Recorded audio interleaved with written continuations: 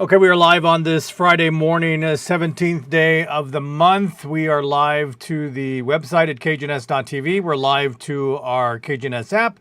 We're also live to our YouTube channel, and we're live to Facebook this morning just for the weather update with Yolanda Villarreal, who joins me now here at the KGNS Digital News Desk. Yolanda, busy morning. We saw some hail. It was a busy morning, and yes, there are reports of hail. People say that there's some big hail in certain parts of Laredo, while others said just a little nickel-sized hail. So for today, yes, this morning we did see those showers and thunderstorms. It was a huge storm coming in from Mexico, and since we had lots of moisture available and that was able to cool up in the atmosphere, that also produced lots of heavy rainfall in certain parts. In other parts here in southern Laredo, some would just say, hey, we just got some light rain, not much hail. The hail was mainly towards the northern parts of Laredo, so from Del Mar all the way into the international airport. So today, what could we continue to expect? So we are expected to see isolated showers and thunderstorms throughout the day. It was only throughout the morning hours that we got that warning that we were under a severe thunderstorms all the way up to 9:15 a.m. So far we're not under that severe warning anymore, but we do have those slight chances of, not slight chances, we do have those chances of showers and thunderstorms developing at any time of the day. They should be decreasing as we head into the evening hours. So also this morning we noticed that those cloudy skies are helping our temperatures stay in the 60s to 70s. So 72 for us here in Laredo, Brownsville in the upper 80s. They're getting all of that moisture, lots of humid condition going on for them. So 73 for Houston. Houston yesterday was impacted greatly by those severe thunderstorms. There was power outages. So far there has been 4 deaths due to that severe thunderstorm. And not only that, they also canceled classes for today, Friday, due to that severe weather that impacted them yesterday.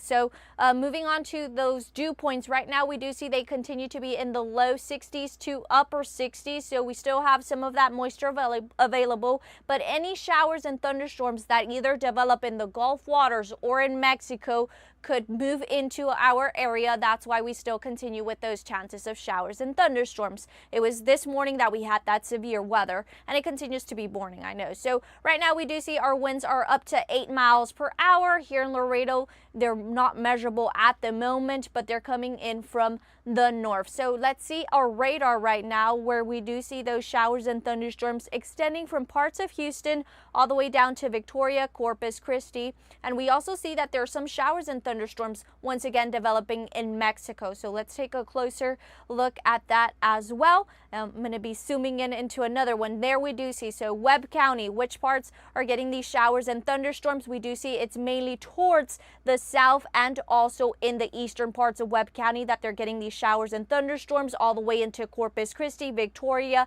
Pleasanton. So we also see that these showers and thunderstorms that I mentioned are developing in Mexico. We're starting to see that they're possibly going to start to move towards Laredo. So once again, we're going to start to hear some thunder, some lightning, but it's not expected to be that severe like it was throughout the early morning hours, like around 9:15, where we had that severe thunderstorm warning. In Corpus Christi, they're getting some of these showers and thunderstorms. Moving to a closer area for us here in Webb County, we do see 59 is getting some of these showers, Hebronville, and then all the way into Beeville, Corpus Christi. Zapata, it's mainly towards the northern parts of Zapata that they're getting these showers and thunderstorms. A closer look for us here, Mirando City, all the way to 359 Rio Bravo. You guys are starting to see those showers, because I know early this morning you guys were like, hey, we're not getting any rain, any of this action. It's only in Laredo and in Zapata that they're getting these showers and thunderstorms. It's probably going to give you guys a hard time if you live out there in the rural areas like Ranchito Las Lomas, because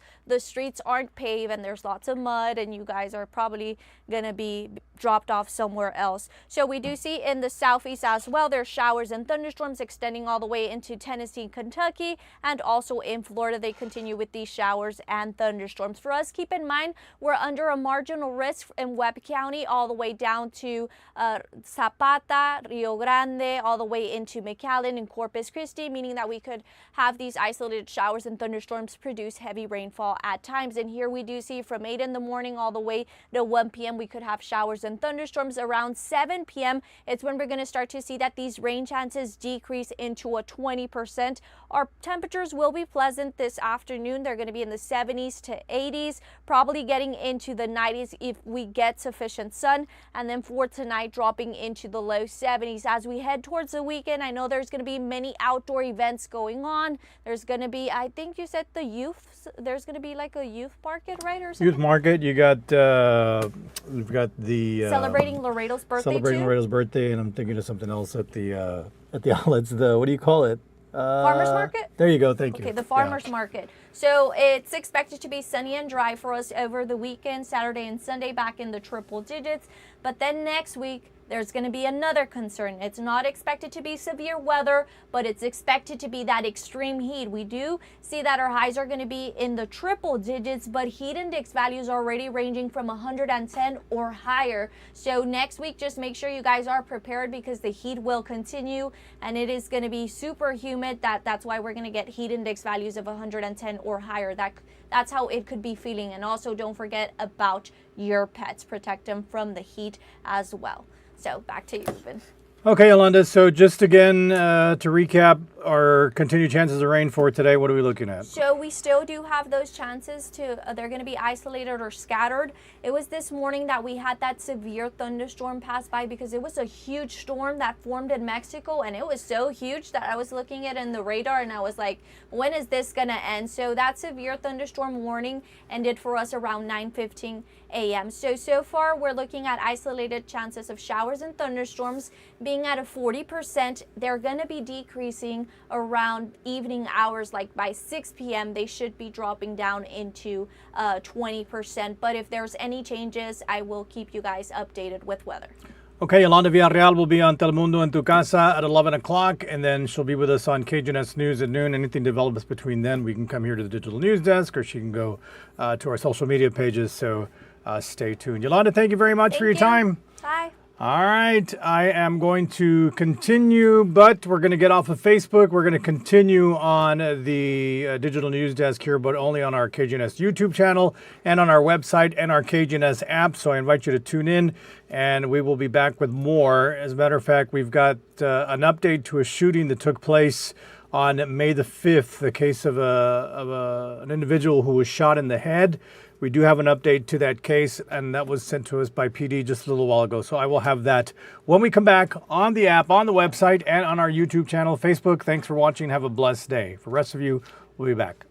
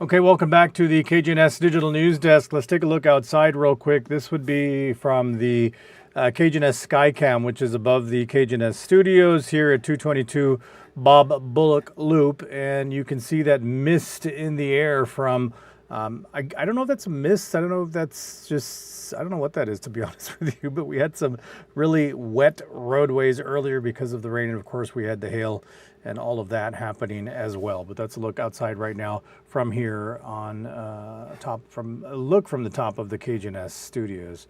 All right, let's get into some news this morning. As a matter of fact, we do have an update to a story that happened back on May the 5th. And let me just, before we get to everything else, get to our messages here with the Laredo Police Department. This was a shooting that took place on May the 5th. As a matter of fact, that shooting has now resulted in the case being Laredo's second murder of the year. So this was at 6500 Springfield on May the 5th. The victim, Joaquin Gonzalez de Valle, 36, was shot in the head on that day. He was taken to Brooks Army Medical Center in San Antonio. Well, he passed away on the 14th, just a few days ago, as a result of that gunshot wound. The case was investigated by the LPD Capers Unit and has resulted in several arrests. Jose Turribiates, 33 years old. Roberto Solis, 30 years old. Yvonne Asenet Garcia, 31. Selena Renee Solis, 34, Christian Salinas, 28. They've all been charged with felony murder felony 1, and engaging in organized criminal activity felony 1. In general, these individuals were known to each other. Criminal actors engaged with one another, which led to the murder of the victim. So there's the latest on that story.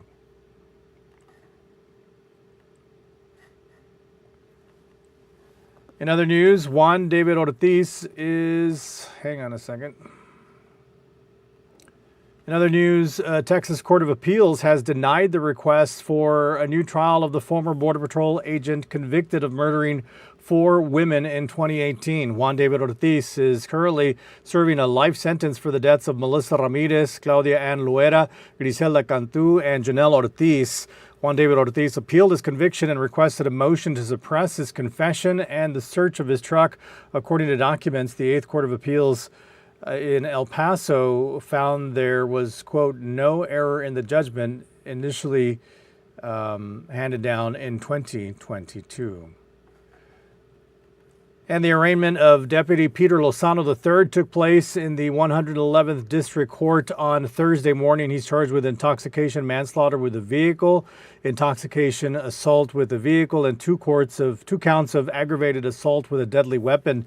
Lozano was off duty at the time of the accident. He was one of 5 people involved in the multi-vehicle crash on Loop 20 in February of this year that claimed the life of 25-year-old Cassandra Lozano. We go to a chase, an apparent chase reported in South Laredo on Thursday evening. KGNS received word in the newsroom that several law enforcement agencies were seen chasing a white Lincoln Navigator along Zapata Highway. The Texas Department of Public Safety says it started before 7 in the evening when they tried pulling over the vehicle near Market and Hendricks. Eyewitnesses say, the driver refused to pull over. Eyewitnesses say the car lost one of its tires. However, the driver still kept going till they reached Zacatecas Street. Our camera crew was able to capture several people being taken into custody. In total, 8 people, including the driver, were caught, some of them believed to be undocumented immigrants. And to Mines Road we go. Laredo U.S. Border Patrol agents stop a possible human smuggling case. This was in North Laredo this afternoon, actually Thursday afternoon. Agents responded to Fletcher Lane and Bristol Road for 2 separate incidents. According to the agency, Border Patrol agents found several undocumented immigrants on Fletcher Lane. However, along Bristol Road at a gas station, Border Patrol agents arrested 2 drivers allegedly connected to the Fletcher Lane incident.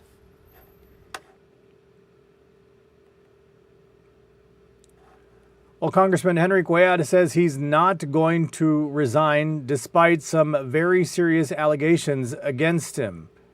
Cuellar has been indicted on federal charges for allegedly taking $600,000 in bribes from 2014 until 2021. As of late, staff members for the indicted congressman reportedly have been leaving in droves. Cuellar has said he and his wife, who is also implicated, are innocent of the allegations and vowed to continue his bid for re-election in November.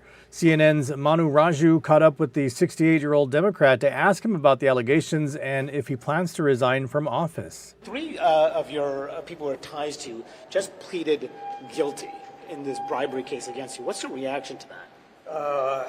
We're not afraid of the truth. What's that supposed to mean? Two of them were one's a consultant and a campaign chairman who said they're funneling bribes to you. Just like I said, we're not afraid of the truth. What about the $600,000 in payments? How did that get in your bank account? That's not correct. Will you resign? Will you resign? No. Well, Cuellar and his wife are both facing several charges connected to a bribery scheme, including Azerbaijan and a Mexican bank. A Laredo mother says she lives in fear of sending her child to school because of the consistent bullying that he faces at his middle school. The parent claims the bullying that began with hurtful words has not escalated to physical harm. Arsalma has now escalated to physical harm, I should say. Arsalma Lozano tells us more on when the bullying began and what the family hopes can be done by the school administration.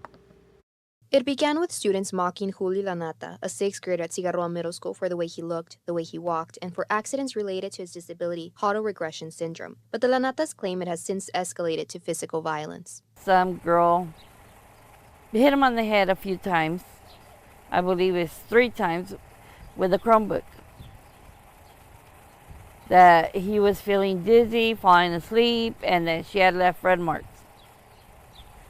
So I leave what I'm doing and I go pick him up. Nobody wants to talk to me. Maria Lanata says after the incident, she waited for weeks to get a call back from any of the school administrators, but never heard from them. In fact, she claims throughout the month's worth of incidents, she did not hear back from school administration, but that she has continued to reach out to officials throughout the year. Julio says that he loves studying, but since the bullying began, he no longer wishes to continue attending his middle school. Unsafe. Feel like kids just gonna start calling me names like they do already. They call me a bunch of names. They call me like racial slurs and all that. So I feel unsafe. I feel like I can't go to school. KGNS reached out to the Laredo Independent School District regarding the Lanata's concerns. Although they did not address the specific bullying incident mentioned, they did issue a statement that reads as follows. The well-being of our students continues to be the top priority of our district. We expect all students to treat each other with dignity and respect. Otherwise, they will face the disciplinary consequences listed in the Student Code of Conduct. Our counselors and support staff are always available to provide professional guidance for students and their parents. We will continue to work as partners with parents to ensure the academic and social success of every student. Maria emphasizes her goal is to protect her son from further harm. I don't want him to get bullied to the point where he's going to want to hurt someone or hurt himself, because he has attempted before. And I'm not going to find that in my home. Not my kids. The Lanatas hope that something can be done before the year is over to ensure this does not follow Julio into the next school year. For KGNS News, Salma Lozano. Well, since the interview was taken, Maria Lanata stated that she met with school administrators to discuss the situation. A construction project at a Laredo bridge could affect your morning and evening commute for the next few weeks. On a Thursday morning, the city of Laredo started working on a drainage replacement project on the northbound lanes of the Wattis-Lincoln Bridge. During this time, U.S. Customs and Border Protection will temporarily set up concrete barriers at the middle of Bridge 2, which will reduce the 4 lanes into 2 and the construction, and then back out to primary lanes. While all 15 primary lanes will be fully up and running, Rick Bausa with U.S. Customs and Border Protection says drivers should still prepare for heavier traffic during rush hour. Generally, we tend to see most of the biggest increase in traffic in the early morning hours between, say, 6 a.m. and 8, 9 a.m. is when we see a rush of traffic. But we open the lanes on an as-needed basis, commensurate with the volume of traffic, and we continue just to have those lanes open to process the traffic. Well, the barriers will be set up for roughly 2 to 3 weeks until the drainage project is completed. CBP officials encourage travelers to check the border wait times online, possibly even use the Columbia Solidarity Bridge as an alternative.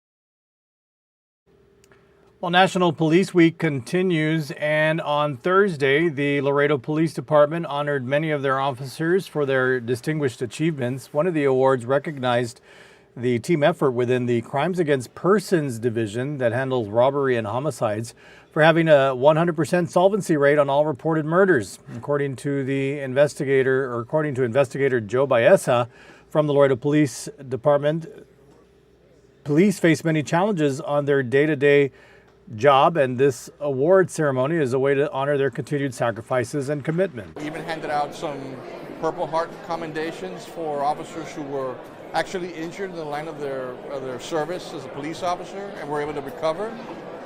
So it's really important to always keep that in mind, is that these officers face all kinds of dangers every day they go to work, even the possibility of death sometimes. And so this is the least that we can do to thank them.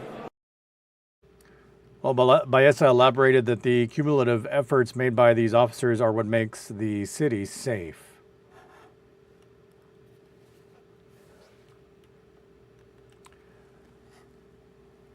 Well, when getting ready to make a big purchase, whether it be a car or an appliance, it's common to do your homework on the product, checking out its costs, comparing the warranty, just making sure you're getting the best deal available. So why wouldn't you do that for a hospital stay? Well, now you can. In this On Your Side report, Armindy Caso looked into an organization that grades hospitals across the country, including Laredo's 2 facilities. Mindy? Well, in school, the letters A, B, C, D, and F are synonymous with passing or failing. A, B, and C are passing grades. D and F are failing grades. Well, that's how the Leapfrog Hospital Safety Score grades hospitals across the country on their overall performance in keeping patients safe from errors, injuries, accidents, and infections. Well, we start with Laredo Medical Center. They got a C, a passing grade.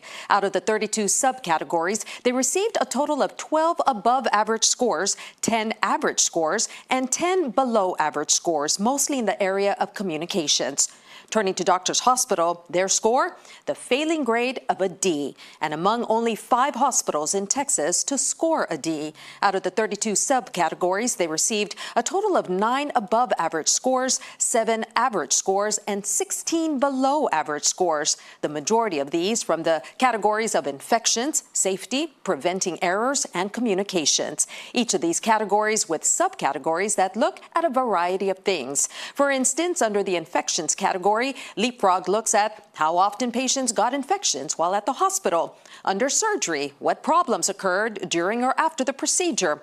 For safety, were there harmful events that happened at the hospital? Also, did staff follow procedures like when giving patients medications? And under communications, were things explained well to patients by the nurses and doctors? Leapfrog then dissecting each category and questions even more, showing consumers outcomes that are labeled limited achievement, some achievement, considerable achievement, or achieve the standard. Once all the information is inputted, each category then graded on a dial: red, below average, yellow, average, and green, above average. It's a complex but detailed measuring system that Leapfrog says gives hospitals standards that they should strive for when caring for patients.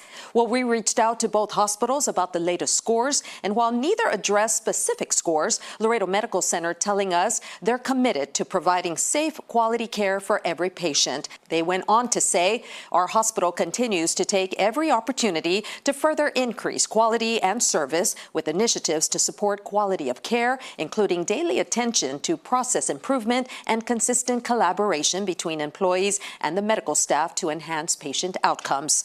Meanwhile, in responding to their failing grade, Doctors Hospital says, we were disappointed in the most recent score for DHL and do not believe it accurately reflects the high quality of health care provided to our patients.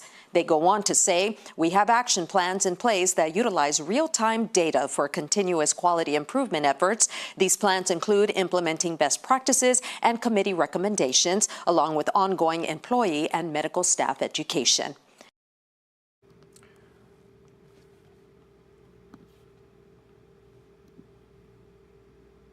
Well, in school... Nope. All right, thanks, Mindy. When it comes to hospital care, the Leapfrog Group recommends talking to hospital leadership if you're not happy with their performance. You can also use the location tools on the Leapfrog Hospital Survey and the Leapfrog Hospital Safety Grade to find hospitals nearby that provide better care.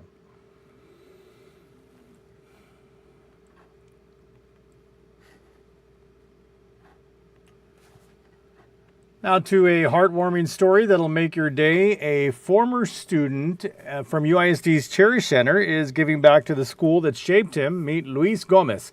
He graduated from the Cherish Center in 2020 and now works proudly at Macy's. The Cherish Center helps students with special needs from the UISD's 4 high schools, getting them ready for life after graduation with the focus on vocational and career skills. Luis got so good at folding clothes because he learned how in his classes at the Cherish Center. Now, with the money he's earned at Macy's, he went online and bought some folding boards to give back to the Cherish Center and teach others how to do it right. Thank you to my teachers at the Cherish Center. I want to donate folding boards so more students can learn and help them work.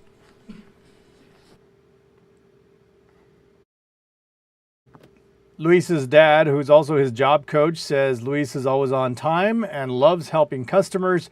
Recently, Macy's threw a big party to celebrate Luis along with his coworkers and his former teacher.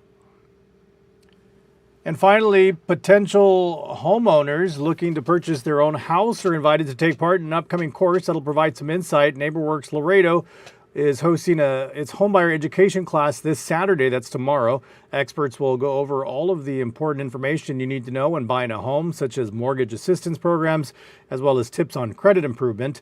Elizabeth Alonso Villarreal says that this course is a prerequisite for those hoping to move into the affordable housing that's being built in the 3 Points neighborhood. We are developing 24 new homes, so one of the requirements will be for the future homeowners to attend this class and come in and talk to one of our HUD counselors. So this is the first step. Again, that event is taking place tomorrow starting at 8:30 in the morning. It's $25 per person, $40 for couples. For more information, you can go to our website. Okay, thanks for watching this morning. We are done here on the Digital News Desk. I will see you on KGNS News at noon. If not, then I'll see you Monday morning at 6 a.m. If not, I'll see you Monday at 10 right here on the KGNS Digital News Desk. Stay safe out there. If we get into more rain, just be careful and have a blessed rest of your day and a blessed weekend.